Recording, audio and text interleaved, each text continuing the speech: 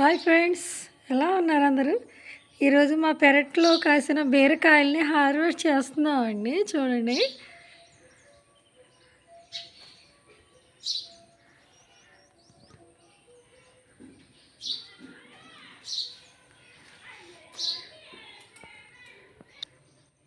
ఈ పాదు వేసి 2 నెలల పైన అవుతుందండి. ఇప్పుడు హార్వెస్ట్కి వచ్చినాయి అనమాట ఈ బీరకాయలు.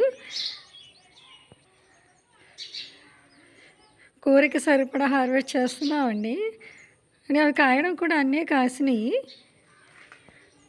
ఇదిగోనండి, ఇది పొట్టి బీరకాయ అనమాట. దాన్ని కూడా హార్వెస్ట్ చేస్తున్నాం. అది ఎలా గ్రోత్ ఉండలేదు కదా అని కత్తిరించేస్తున్నాం దాన్ని.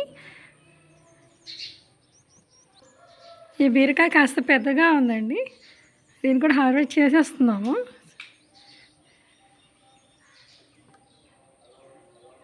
చూసారా ఎలా ఉన్నాయో బీరకాయలు? చాలా బాగా కాసినాయి కదా. అది కూడా కత్తిరించేయి, కూరకు సరిపోవు కదా.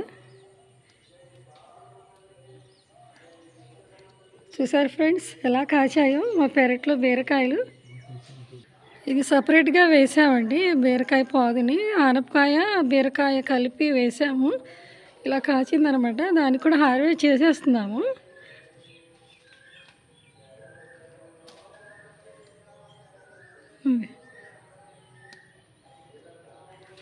చూసారు ఫ్రెండ్స్ ఎన్ని కాచాయో మా పెరట్లోను. ఇది బీరకాయలో ఫస్ట్ హార్వెస్టింగ్ అనమాట. చాలా బాగా కాసాయి కదా, కూరకు సరిపోతాయి ఇవి. ఎలాంటి పెస్టిసైడ్స్ యూజ్ చేయలేదండి, అన్ని సహజ ఎరువులే వేసామన్నమాట. ఆవు పేడ ఉంటుంది కదా, డ్రై చేసి అవి వాటిని వేసామన్నమాట. తర్వాత వేస్టేజ్ వస్తుంది కదా కూరలో వండేటప్పుడు, ఆ వేస్టేజ్ని కూడా వీటి పాదు యొక్క అడుగు భాగంలో వేసేస్తున్నాం అనమాట. అది నేలలో కుళ్ళిపోయి ఎరువు కింద తయారైపోతుంది అనమాట. అదే వేస్తున్నామండి ఎరువు కింద. బయట నుంచి తీసుకొచ్చిన ఏ పెస్టిసైడ్స్ కూడా యూజ్ చేయలేదన్నమాట. దీని పూతకు కూడా యూజ్ చేయలేదు. అలానే దీనికి ఏ చీడపీడ సోకలేదండి. అంతా బాగానే పెరిగిందనమాట. గ్రోత్ బాగానే ఉంది, పూలు కూడా బాగానే పూచాయి.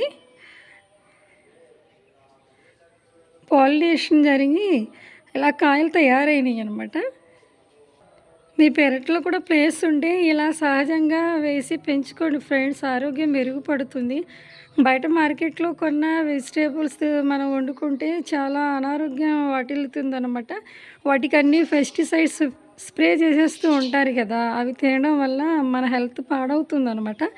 ఇలా సహజంగా పండించుకొని తిన్నవే హెల్తీ ఫుడ్ అనమాట. ఓకే ఫ్రెండ్స్, ఈ వీడియో కనుక నచ్చితే ఒక లైక్ కొట్టండి, కుదిరితే కామెంట్ చేయండి, వీలైతే సబ్స్క్రైబ్ చేయండి ఫ్రెండ్స్, మర్చిపోకండి. Bye friends.